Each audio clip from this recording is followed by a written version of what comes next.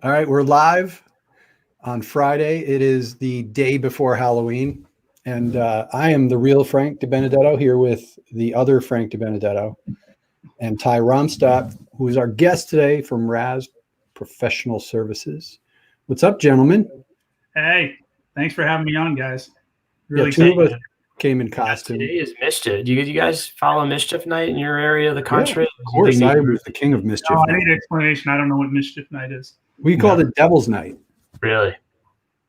Nowadays, I think if someone steps on your lawn, like there's a good chance you get like beat up or whatever. So I think kids these days don't have the same opportunity to toilet paper a house. But anyway, I'm going to cancel my Mischief Night plans because of that. But otherwise, I look forward to having some fun. I was going to say we went to the social distancing pumpkin patch. And that was fun. To drive through with your car.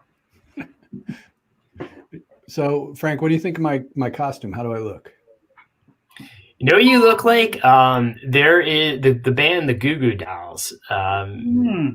There's the main singer, what's his name? Johnny Resnick.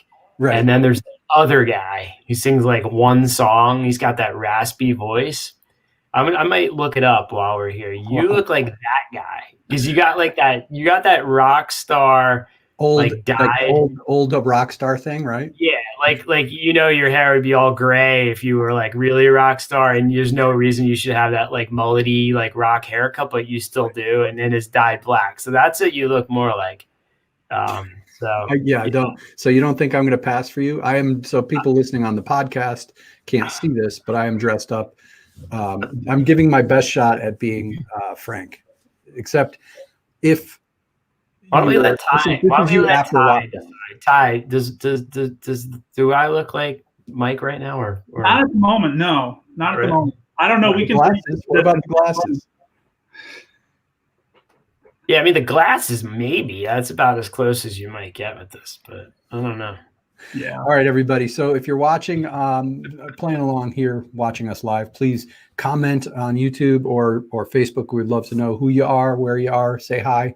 If you're in costume, you get extra points because this is our Halloween special. Yeah. All right. So I want to introduce Ty to everybody. Ty is a MSP out in LA area. I'm going to. I can't remember what you told me where it was, and I totally spaced. So you introduce yourself to everybody, Ty. No worries, Mike. So yeah, we're based in Culver City, California. Culver City is on the west side in LA, about a few miles from the beach. It's a nice area. It's actually up and coming. Apple recently moved here. Amazon moved here with their studios. Sony is located here, so they've always been the biggest employer in Culver City. I've been in business for 10 years. So I started in 2010 doing break fix work up until about 2018. And then I started making a transition over to becoming an MSP. And then at this point in time, like as of this week, I can say that I'm going to be moving to 100% MSP. And that is a lot of that is thanks to using audit. So I did have 2 deals that closed this week. And I'll elaborate a little bit more and go into that in a bit. I have a 2-year-old son. You may hear some crying in the background. That's the new normal we live in now. So, but this is why I am the construction worker, because he's into everything construction right now. So last year it was dress up as the Toy Story characters, and this year it's construction. That's awesome.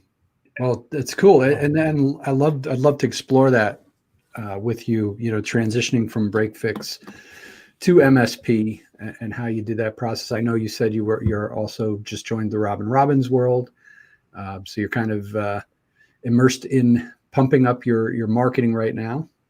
Yeah, I'm about 2.5, 3 months into Robin Robbins and Technology Marketing Toolkit, and that has been really, really helpful because they give you so many tools and so many resources. And I think the biggest thing is the community.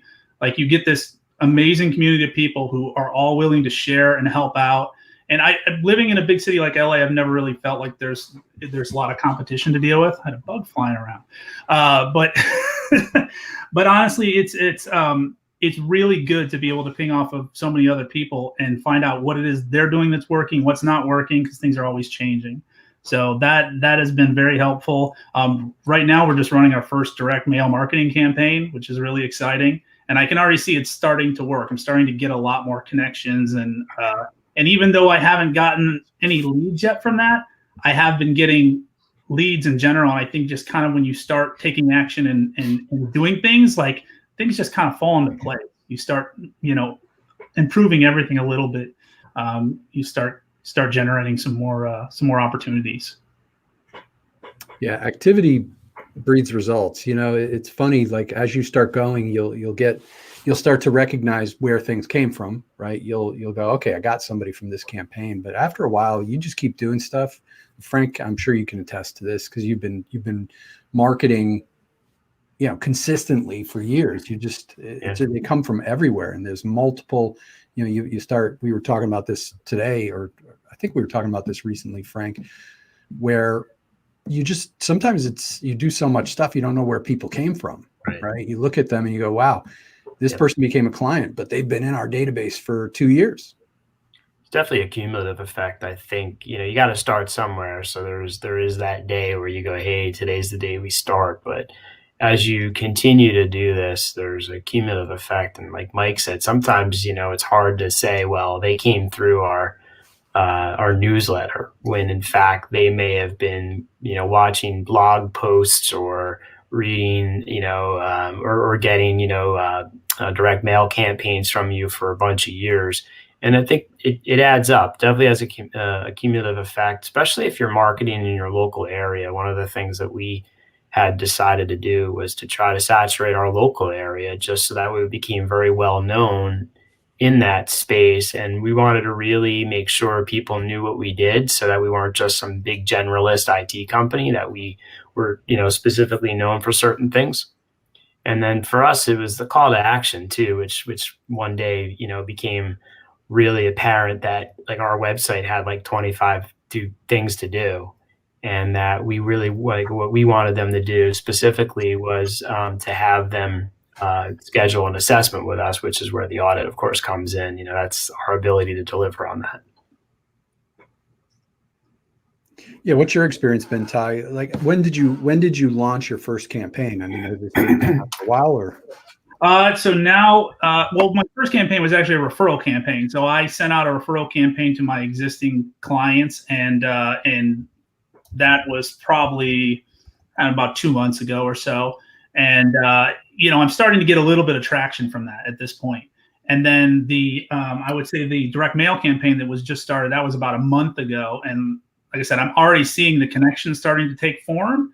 And even though I haven't had any leads yet from that, I can see that there's some potential going on already, and it's not even halfway through. So because I'm doing it myself with the help of my wife, who's been amazing, helping me fill out letters and stuff like that, we're doing just 25 letters every week. So we do 25 letters every week. The next week I make calls and follow up with people, do the LinkedIn connections, and then 25 more go out. And so we're going to be doing that for the next 2 months. But like I said, it's been a really good process, and I feel like things are starting to already, take hold. So it's good. And audit's been a huge tool for me too. So I'm new to audit. I think that it's absolutely amazing because it immediately changes the conversation from a technical conversation to a business conversation. And I got this from Bob. I keep this little sheet here with me all the time. So basically, this is kind of when I go over and I explain to my, either prospect or to existing clients on a business review. I show them that that's the process. Like I'm literally going to be showing you squares, red squares, yellow squares, green squares, and it's going to be simple. And literally, I don't have to go deep into the technical stuff because the infographics really do it all. Like I kind of, if they ask more, I'll dig into it, but I really just show them the deficiencies.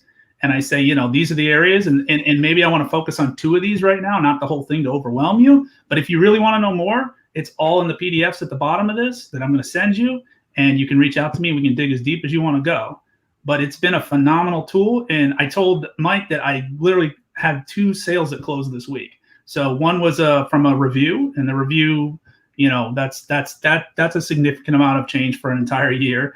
And then also the new prospect that just literally this morning sent me an email and said, yeah, we want to move forward. So that's a great feeling too. Like ultimately, like that's what audit is allowing you to achieve, right? Is that feeling that you get when the client or a prospect says yes, or yes, I want to buy more, or whatever you proposed. And that's really, what we sought to do, is to make that easier and to get to that point and faster, and because that then leads to even bigger and better things for you, right? Because that's more revenue. You can make other decisions. You can grow more quickly. You can hire another tech that then lets you focus on, like the sales side of it or running the business. So yeah, I love it. It's great stuff. Yeah, I think before I had this tool, it was just the technical mumbo jumbo was just overwhelming for the clients, and you would have one of these kinds of meetings and you would all talk, and it would become kind of like, especially if there were a few people at the meeting, it would become this whole back and forth bickering of, oh, should we do this? Should we spend this money? Should we do that? It's a lot simpler now. And I usually present it in a way and give them the information and say, hey, you guys can meet up after this and decide what you want to do. And a lot of times they look at it and they go, no, we want to do that right now. We want that taken care of right now. It's funny. I'm in a networking group, and I'm supposed to explain to a bunch of non-IT people like what I do and who's a good prospect for me. That's like kind of the thing. And one of the guys in the group, he said it as a joke, a little snarky, but he said something like, no one knows what the hell you're talking about anyway, or something like that, right? And it really made me realize that was exactly the problem before audit for my client. Now, I don't care if the guy in my networking group really, because I'm not selling him IT solutions. He doesn't use me anyway. But that's the challenge that I had with my own prospects, right? Is they didn't know what I was talking about. So my initial thought when he said that was, well, that's why I use audit, because when I use that, it greatly simplifies it. And it doesn't really matter necessarily how smart I am. I'm conveying it to you why this is important. And, if you trust me and like us, and, you'll usually say, okay, I need a green box there. And then we kind of, and then you sort of repeat. So it really does simplify things, keeps you out of the technical weeds. Mike sent me something that was pretty funny. I got to call that out, Mike, where you were sort of saying like in jest, the alternative is I'm so mad that audit does this, because what I really wanted to do is spend an extra 3 hours preparing a report that was 300 pages bigger, because it makes me feel good, right? And in the meantime, it doesn't lead to a sale, right? It just confuses the prospect and makes them lean back and their eyes roll into their head.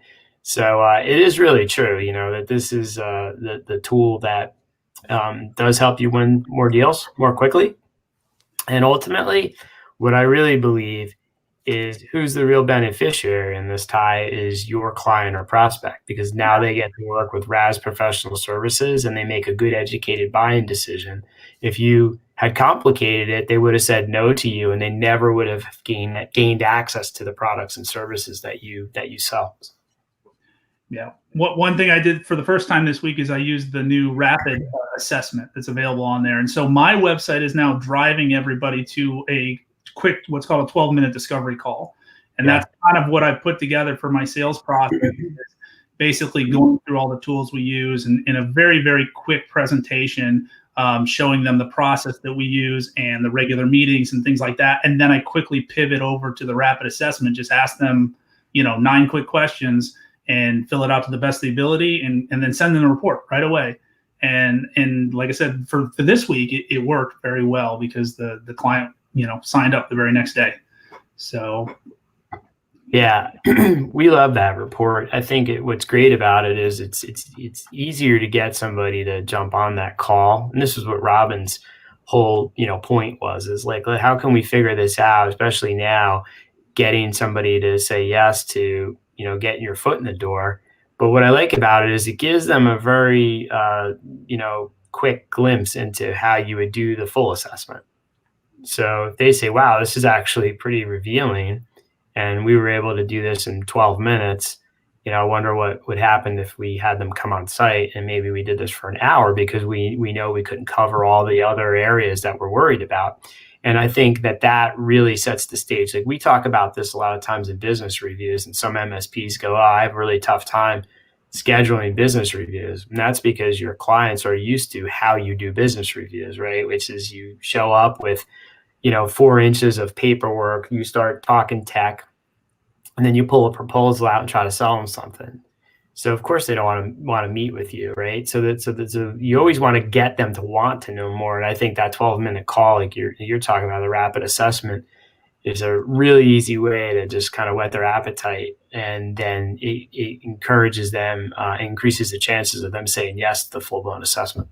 Yeah, 100% agree. And the two things I'll point out with that is with the rapid assessment, I start with talking to them about our full assessment, which is 36 point versus the 9 point, Right. and then I kind of give, like you said, kind of whet their appetite, because after they get the 9 point and they're like, wow, this was eye-opening, they're ready for the next step, which is, again, sign the contract, have me come on site, and we're going to rock and roll. The other thing I was going to say in regards to that, actually, just forgot what it was. It was something in. It'll come back to me in a minute. I don't know. I forgot what I was gonna. It was one other point I was gonna make. I love how you tell them that, though, is that, hey, we would normally do a 36 point, because I often say something similar, but what I like to tell them is, say, listen, this is a high level overview of what I believe are the most important, whether it's 36 or 27 points in your environment.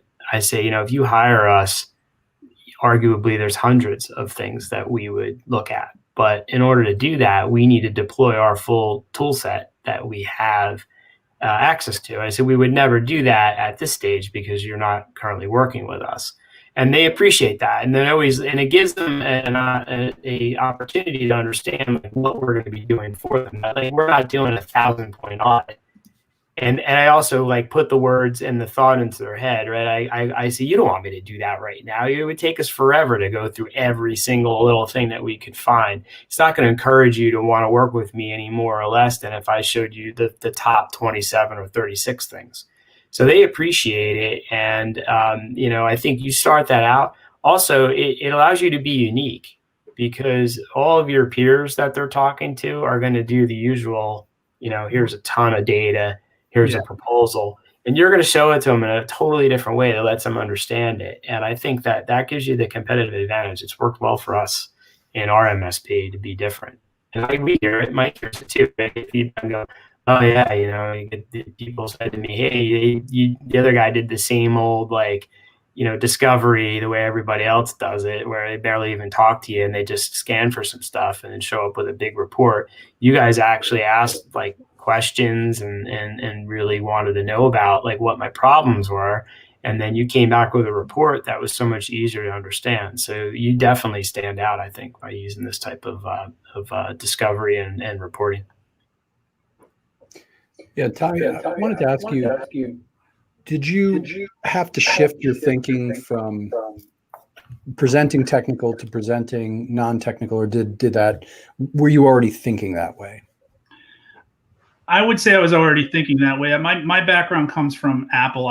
Many years ago, I worked for Apple as a Mac genius, like around the time the iPhone came out. And that's when I started my own business. I left Apple and started a consultancy kind of based around the Apple ecosystem. But at Apple, they teach you a couple of different things. And one of those things is really kind of like a client or customer first kind of situation, before the technical stuff comes. It's all about the client experience. And and trying to, be able to talk and to convey information in a good way where they can understand it, because the people coming in every day that need stuff repaired or fixed usually don't have a clue on how this stuff works or how it all comes together. So you've got to be able to communicate that to them in layman's terms. And I think I learned a lot of that stuff there. And I've always kind of had that approach, but this does make it a lot easier because, again, as tech people, we tend to focus on all the numbers and all the reports and all that kind of stuff. And it's just overwhelming. It's too much for the average person or the average business owner. And again, there are the exceptions. Like if there's somebody who wants to dive deep, then that's fine. If they want to go a little deeper, then you can go down that road with them. But I think it's better. I think it's a better approach to stick business and client experience first. Todd, did you know you had like a problem in terms of like presenting? So were you looking for a tool, or was this something more that somebody showed it to you in the Robin Robbins world, and then you said, "Oh wow, this would really help"? I'm always curious, like chicken or the egg kind of thing. Yeah, that's a good question. I can't even remember the first time I saw it. It may not have been through Robin Robbins. It may have been through somewhere else. Because the Robin Robbins thing is so new. And I knew about audit before I joined Robin Robbins. I knew there was something out there that did this kind of thing. I just never really gave it much thought until I started building an MSP, because now that I have an MSP, I really have to plan more, do more of this kind of engagement, where I didn't do this before. When you're a tire repairman, you're just going out when the pipe breaks or whatever the case may be. You're just going out and patching or fixing things. But now, or ever since 2018, I've had to kind of change my thinking on that. So yeah, I think since then I've been looking for a tool like this. It's kind of cool too, because some actually I would say a lot of the MSPs we work with or speak to have been around for quite some time, and they have to unlearn bad habits. And some of them, even though this makes total sense, they still hold on to their old ways because it satisfies them as technicians. And and I'm techie too. So I probably would gravitate towards the tech side if I didn't keep reminding myself, hey, I'm trying to make a sale and I'm trying to communicate at the level of that my prospect will understand, right? And so it's interesting is that you kind of figured this out early on, or pretty quickly, right? That you didn't really suffer for like a decade of doing it the wrong way. So that's pretty cool. I had this tool before I had Technology Marketing Toolkit. This was something that I saw the value in. Like I was like, this is going to be a game changer after I saw some presentations on it. And I just remembered what I was going to suggest earlier is like I got this tip from watching some of the videos on Technology Marketing Toolkit about the reviews, and somebody had pointed out like the biggest thing you can do is start scheduling your reviews when you have them with your clients. So the first thing I do now, every single time I have a technology business review, I schedule the next one as the very first thing that I do, and I position it to the client and say, hey, look. I can just put this on the calendar 1 quarter from now on this date. If we got to change it, that's fine. But I just really want it to be on there, because what I found is really very difficult is getting these business owners to schedule something with you or trying to do it last minute. Right. And that for me has been like a huge change. And now I have regular meetings scheduled for a good portion of my clients. And I'm still struggling with some of them to get that initial meeting. But once I do, I'll position it the same way. And from here on out, I think it's going to be a really, really good process. That makes sense. Yeah, no, that's a great idea. I do the same thing. I think even like in my personal life, like, if you go to the dentist and they say, hey, would you like to make an appointment now, or you want to call us in 6 months? I'm like, I just won't remember to do it. Right. Not that I don't want to go, but so I go, no, make it now. It's on my calendar. And then I'm going to forget all about it. And all of a sudden one day I'm going to go, oh, I have a dentist appointment on Thursday. So I kind of want it to be the same way for the business reviews. I don't want it to be a big surprise and then the hunt. So yeah, I applaud you on doing that. And that made me think of another one. I just signed up with Appointment Core as well for calendar. And so it's to automate the whole process of scheduling. And after just a little bit of time, you start to see that clients start organically using that. I put it in my signature, and then all of a sudden it just starts, like I just start getting appointments here and there and scheduled automatically. And that's been absolutely wonderful as well. Yeah, Robin's got some campaigns, to do the scheduling, and then tied it into Infusion and using Appointment Core, which is like, awesome.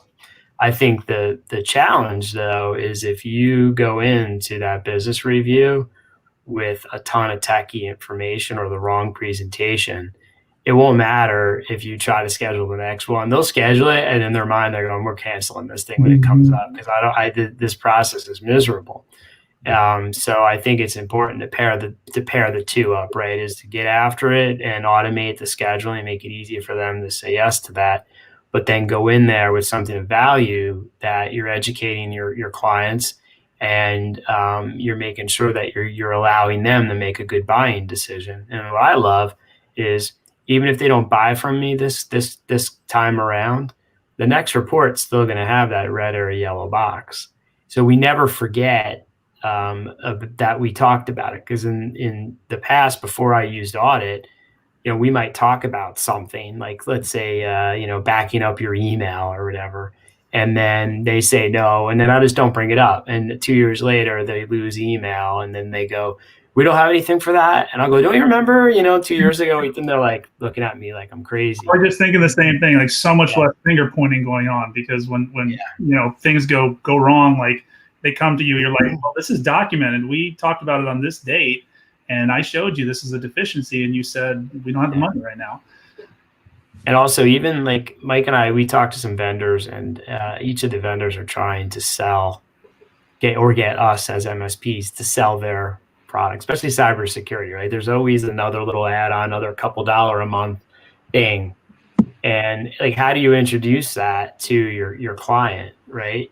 So, showing up in a report and suddenly there's a red or a yellow box that wasn't there before, it sparks their interest, right? They lean forward. What's that red box? Like, that wasn't there before, and now they want to know what it is.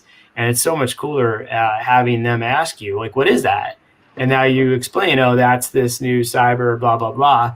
And then they're going to say, well, how much is that, right? And you'll have your proposal. You go, oh, it's only $2 a month more per workstation. All right, let's do that.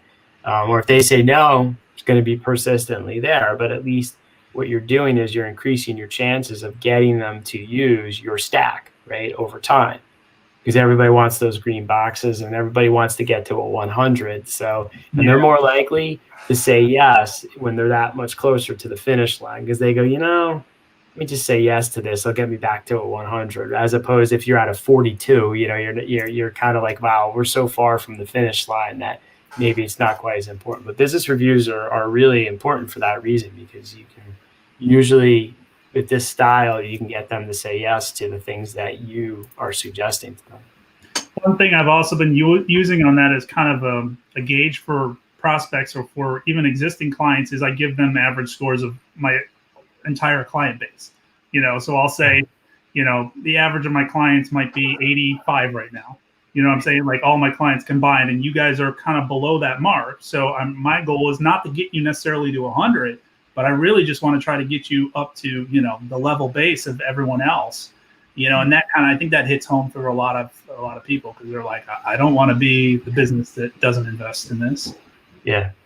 I know for us, one of the things we were looking to do is when you put the auditee in, is capture the industry from like a drop down, and then we obviously could pull the score across our entire base of audit users. So that would be kind of cool to be able to say, hey, across all the companies who are subject to this audit type of system, let's say like legal, right? The average initial score is a 46, and whether they scored a 20 or a 60, either way, you have a benchmark for like, this is what your peers are at, right? And then maybe what your peer MS or your peers QBR scores are, which could be helpful when you might have a client and you're trying to sell some things and they're at an 80 and they see that the average score for their peers is a 90. It kind of lights a little bit of a fire under their butt to say, yeah, maybe we better do these things so we can kind of get our score higher like our competitors are at. So yeah, that sounds like a great idea. Do it. Call the development team right after this call. Yeah. Hopefully they're watching. There you go. This is awesome. Got a comment from Casey, just saying hi from Fort Wayne, Indiana. Hey, Casey. Thanks for being here. So this is a good point. I think this is probably a good time to wrap. We're just about 30 minutes. Yep. Frank, I think I'm going to... Mike, hold on. I think I'm going to wear this every week, actually. You want to get it? I printed out who you look like. So okay. All right, hold on. Ready? You ready, Ty? No, I'm ready, man. I got to take off these glasses. I can't actually. Yeah. Look at Mike right now. Like, take your glasses off, Mike, for a second. This is you. This is Robbie. I don't know. He's got some weird name, Robbie Rasick or something from the Goo Goo Dolls. He's like the guy without the good voice. So this Oh, is you, thanks. Mike. So instead of telling people that you're the real Frank De Benedetto, you're actually from the Goo Goo Dolls this year, right? There's your costume. You need a Debbie Harry T-shirt, and that's Right. You can go. There you go. Shenanigans. This is great. Well, this was fun. I was like, what did I Frank, get myself into? thanks for being a party pooper and coming in costume. All right. I told you, Halloween's not my Halloween's not your thing. Well, I got to head out because I got to get to New Jersey for Mischief Night. Yes. Just going to one specific place. You have a gig tonight? I have a gig. I have a gig in your front yard. Yeah, you playing at CBGB's tonight. All right. Thanks for tuning in, everybody. Thanks for having me, guys. Have a great weekend. Thanks, Thank you, Ty.